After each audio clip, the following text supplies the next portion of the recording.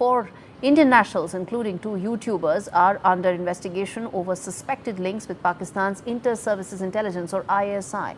The Uttar Pradesh Special Task Force has arrested a businessman named Shahzad from Tanda, accusing him of cross-border smuggling and espionage. In Haryana, YouTuber Jyoti Malhotra was held for allegedly being groomed by Pakistani operatives.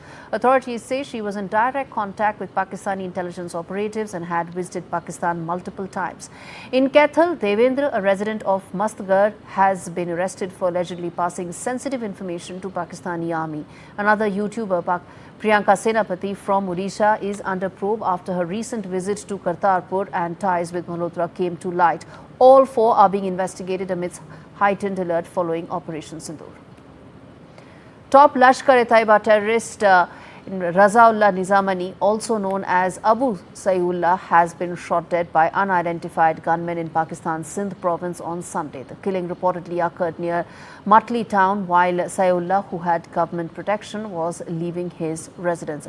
He was behind 3 major terror attacks in India: the 2001 CRPF camp assault in Rampur, the 2005 strike on the Indian Science Congress in Bangalore, and the 2006 attack on the RSS headquarters in Nagpur. His killing comes just days after India's Operation Sindoor eliminated nearly 100 terrorists, including top operatives like Yusuf Azhar and Mudassir Ahmed. As part of that offensive, Indian forces also targeted Lashkar's Murid K base and Jaish-e-Mohammed stronghold in Bahawalpur. Analysts say the elimination of Saiullah marks a significant step back for the terror network supported by Pakistan's military establishment.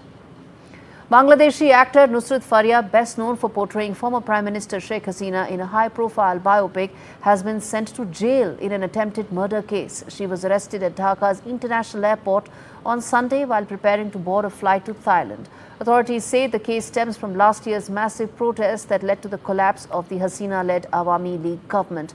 Faria was produced in court under heavy security. Her lawyer has applied for bail, with a hearing that's set for the 22nd of May.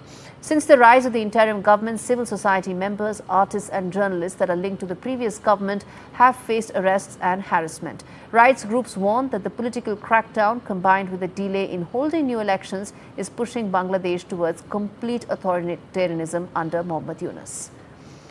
Israel's intensified bombing campaign in Gaza has crippled the region's healthcare system further. The Indonesian hospital, one of the last functioning facilities in northern Gaza, has been forced out of service following drone strikes and a continued siege by Israeli forces.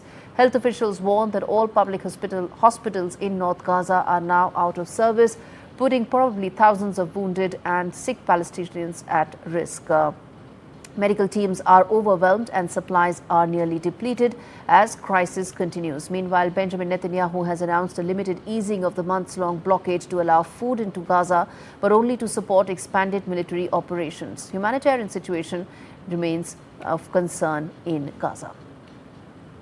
US President Donald Trump is expected to hold a high-stakes phone call with Russian President Vladimir Putin at 1400 hours GMT today, followed by talks with Ukrainian President Zelenskyy and NATO leaders. Trump said that his goal is to stop the bloodbath, claiming that 5,000 troops from both sides are dying each week. But Trump's decision to speak with Putin first has raised concerns in Kyiv, where officials fear being sidelined. Zelenskyy is likely to push back, especially after Trump downplayed Ukraine's role by saying no major progress will happen until he meets Putin face-to-face. The Kremlin confirmed the call and said it would factor in last week's Istanbul negotiations.